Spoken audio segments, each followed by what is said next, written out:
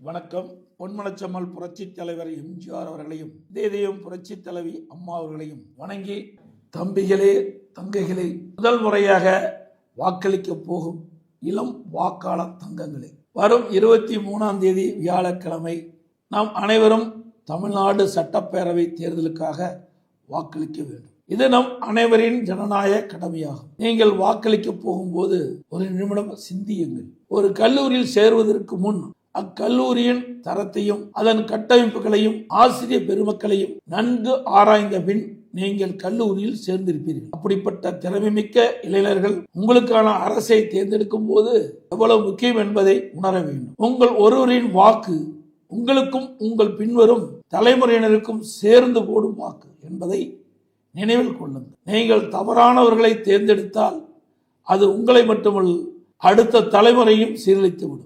குழந்தைகள், பெண்கள், மாணவர்கள், தொழிலாளர்கள், விவசாயிகள், நெசவாளர்கள் என பல்வேறு தரப்பட்ட மக்களின் வாழ்வாதாரம் உங்கள் ஓட்டில் உள்ளது. அனைத்து இந்திய அண்ணா திராவிட முன்னேற்ற கழகத்தை தோற்றுவித்த புரட்சித் தலைவர் எம்ஜிஆர் அவர்கள் இளைய சமுதாயத்தை மனதில் வைத்து ஆரம்ப கல்வியில் சத்துணவை கொண்டு வந்தார். புரட்சித் தலைவர் எம்ஜிஆர் குறைந்த கட்டணத்தில் ஏழை எளிய நடுத்தர மாணவர்கள் கல்வி கற்க வேண்டும் என்ற தனியார் பொறியியல் கல்லூரிகள், பாலிடெக்னிக் கல்லூரிகள், கலை அறிவியல் கல்லூரிகள் தொடங்க அனுமதி கொடுத்தார். அதன் மூலமாக பல்வேறு நாடுகளில் இந்திய அளவிலும் உலக அளவிலும் உயர் பொறுப்பில் தமிழ்நாட்டைச் சேர்ந்தவர்கள் இருக்கின்றார்கள். புரட்சித் தலைவி அம்மா அவர்கள் பள்ளிக்கல்வி, உயர்கல்வி மாணவர்களுக்காக என்று இலவச சைக்கிள் மற்றும் லேப்டாப் கொடுத்து மாணவர்கள் முன்னேற்றத்திற்கு வழிவகுத்தார்.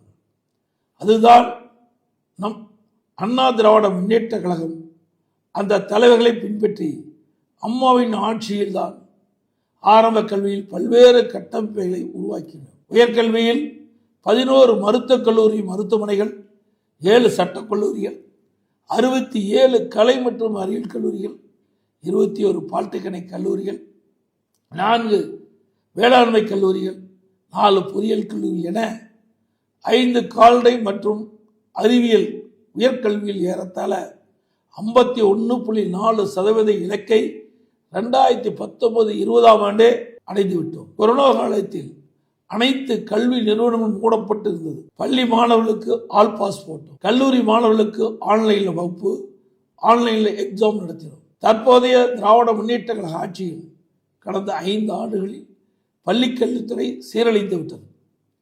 மாணவர்களிடையே போதைப்பொருள் கலாச்சாரம் ஊடுருவி அவர்களின் எதிர்காலம் பாதிக்கப்படும் நிலை உருவாகியுள்ளது. இந்த நேரத்தில் படித்த இளைஞர்களாகிய நீங்கள் 2 கட்சிகளிலும் சீர்தூக்கி பார்த்து அதன்படி உங்களின் எதிர்காலத்தை சிந்தித்து வாக்களிக்க வேண்டும். திமுகவை விரட்ட வேண்டும் என்ற எண்ணத்தோடு உள்ள நீங்கள் உங்கள் வாக்குகளை வேறு யாருக்கும் போட்டு வீணடிக்காமல் அனைத்து இந்திய அண்ணா திராவிட முன்னேற்ற கழக தலைமையிலான தேசிய ஜனநாயக கூட்டணி கட்சிகள் அதிக வாக்குகளை பெற்று அமோக வெற்றி பெறவும், அனைத்து இந்திய அண்ணா திராவிட முன்னேற்ற கழகம் தனி பெரும்பான்மையோடு வெற்றி பெற்று ஆட்சி அமைக்கவும் எங்களது தேசிய ஜனநாயக கூட்டணி கட்சிகள் சின்னங்களான இரட்டை சின்னம், தாமரை சின்னம், மாம்பழ சின்னம், குக்கர் சின்னம் ஆகிய சின்னங்களில் பெருவாரியான வாக்களித்து வெற்றி பெற செய்யுமாறு அன்புடன் கேட்டுக்கொள்கிறேன்.